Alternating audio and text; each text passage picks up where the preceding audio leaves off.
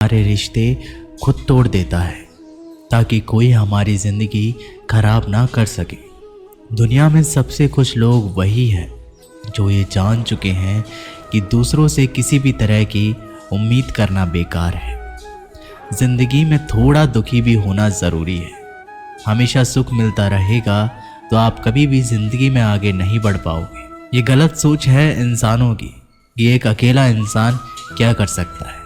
पर देखो ज़रा उस सूरज को जो अकेला ही सारी दुनिया को रोशन करता है। भाग्यशाली वो नहीं होते जिन्हें सब कुछ अच्छा मिलता है, बल्कि भाग्यशाली तो वो होते हैं जिन्हें कुछ भी मिलता है उसे वो अच्छा बना लेते हैं। गीता में लिखा है, जब इंसान की ज़रूरतें बदल जाती हैं तब उसके बात करने का तरीका भी बदल जाता है। फ़ायदा सबसे गिरी हुई चीज़ है, लोग उठाते ही रहते हैं।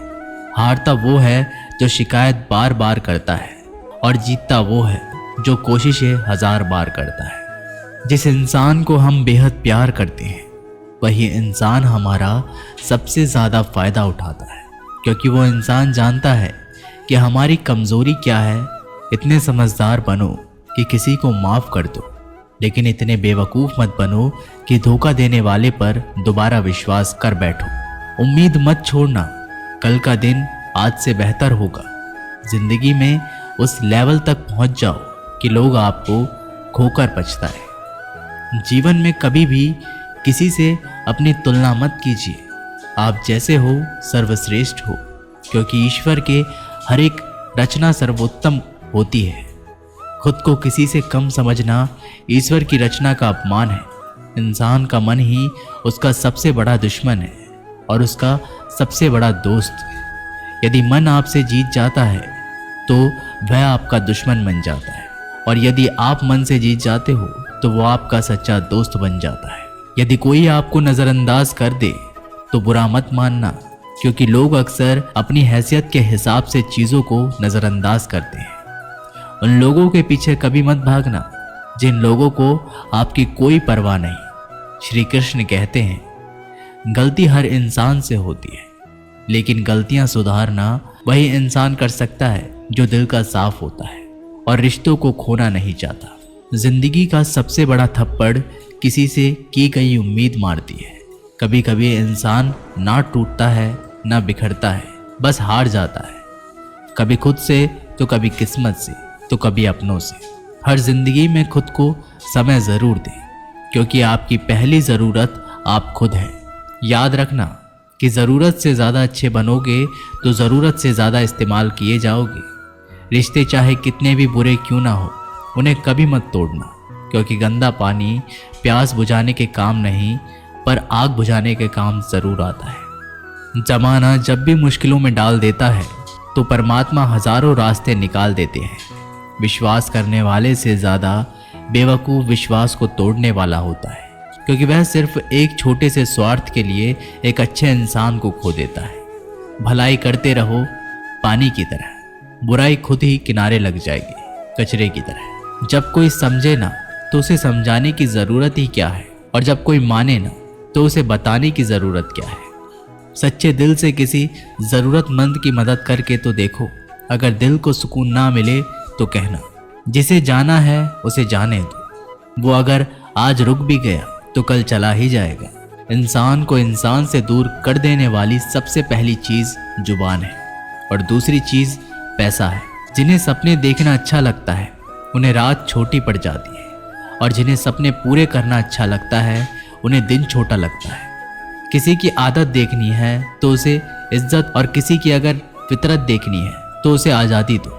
हर इंसान में कोई ना कोई प्रतिभा ज़रूर होती है, पर लोग अक्सर उसे दूसरे जैसा बनने में नष्ट कर देते हैं। महंगे इतने भी मत बनो कि लोग तुम्हें बुला ना सके, और सस्ते इतने भी मत बनो कि लोग तुम्हें नचाते ही रहें। खामोशियाँ कभी बेजुबान नहीं होती।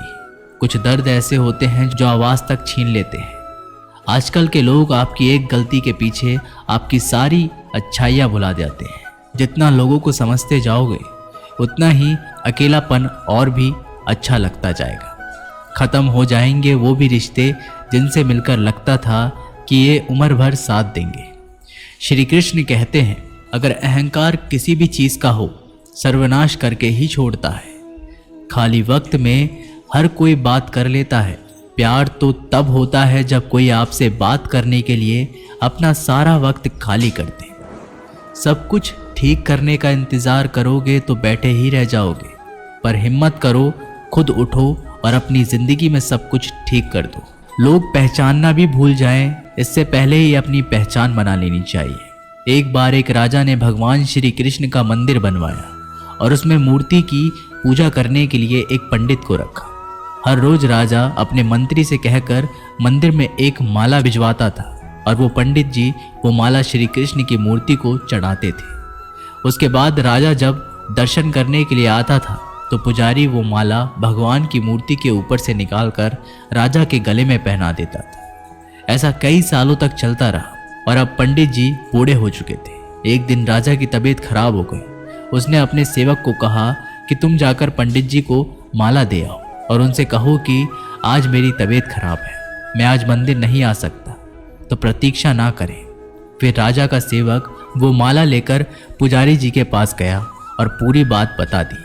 पुजारी जी ने वो माला मूर्ति को चढ़ाई और सोचने लगे, इतने सालों से ये परंपरा चली आ रही है, लेकिन मैंने कभी भगवान को माला उतारकर खुद ही नहीं पहनी। शायद आज भगवान की इच्छा है कि ये माला मैं पहनूं, इसलिए भगवान ने आज राजा को नहीं भेजा, इसलिए आज अच्छा मौका है, ये माला मैं निकालकर खुद पहन लेता हूँ।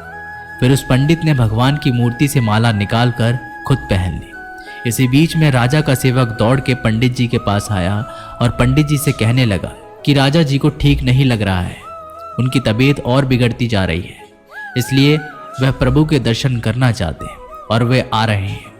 उनकी सवारी जल्दी अभी मंदिर में आएगी। उन्हें लगा कि ये परंपरा कहीं टूट ना जाए, इसलिए वो आज मंदिर में भी आ रहे हैं। जब पंडित जी को ये बात पता चली तब उन्होंने फटाफट से माला अपने गले से उतारी और जाकर के फिर से भगवान की मूर्ति पर चढ़ा दी। फिर कुछ देर बाद राजा जी वहाँ पर आए और राजा की तरफ पंडित जी ने भगवान के ऊपर से माला निकाली और राजा जी को पहना दी। और अब राजा ने उस माला को देखा तो उस माला के एक सफ़ेद बाल नजर आया। राजा ये समझ गया कि ये बाल पंडित का है। राजा ने पुजारी जी से पूछा, क्या ये माला आपने पहनी थी? इसमें सफ़ेद बाल कहाँ से आया?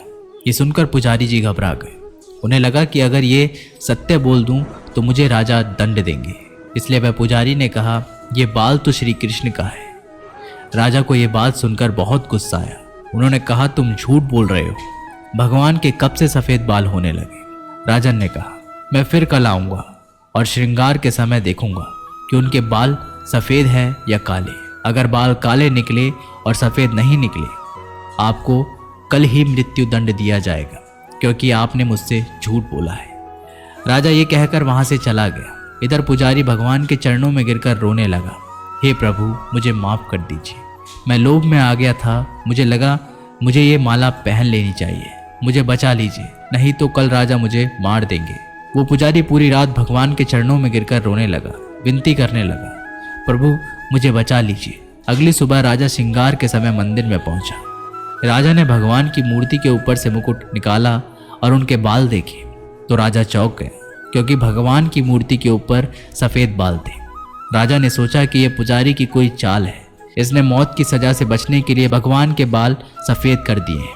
राजा ये बाल असली है या नकली, इसकी जांच करने के लिए बाल तोड़ने लगा। जैसे ही राजा ने कुछ बाल तोड़े तो मूर्ति में से खून की धारा बहने लगी। राजा भगवान के चरणों में गिर गए, क्षमा मांगने लगे और रोने लगे, मुझे माफ़ कर दीजिए। तभी मूर्ति में से एक आवाज़ आई, राजा तूने मुझे सिर्फ मूर्ति माना, इसलिए मैं तुम्हारे लिए सिर्फ एक मूर्ति हूँ। लेकिन पुजारी ने मूर्ति में साक्षात भगवान देखा, इसलिए मुझे मेरे भक्त की रक्षा करने के लिए मेरे बाल सफ़ेद करने पड़े और खून की धारा बहानी पड़ी, ताकि मैं तुम्हें समझा पाऊँ कि जहाँ भाव है वहाँ भगवान है। अगर आप वाकई में भगवान का स्मरण करते हैं, उन्हें देखना चाहते हैं, तो आपके अंदर सिर्फ भाव होना चाहिए। ये एक छोटी सी कहानी हमें शिक्षा देती है कि भगवान के आशीर्वाद के सिवा कुछ भी असंभव नहीं। अगर आप सच्चे दिल से भगवान को पुकारते हैं तो भगवान आपकी मदद के लिए ज़रूर आते हैं। हम आशा करते हैं कि आप लोगों को ये वीडियो ज़रूर पसंद आई होगी। अगर आप लोगों को ये वीडियो पसंद आई हो तो हमारी वीडियो को लाइक करें। ऐसे ही जीवन बदलने वाली वीडियोस के लिए हमारे चैनल को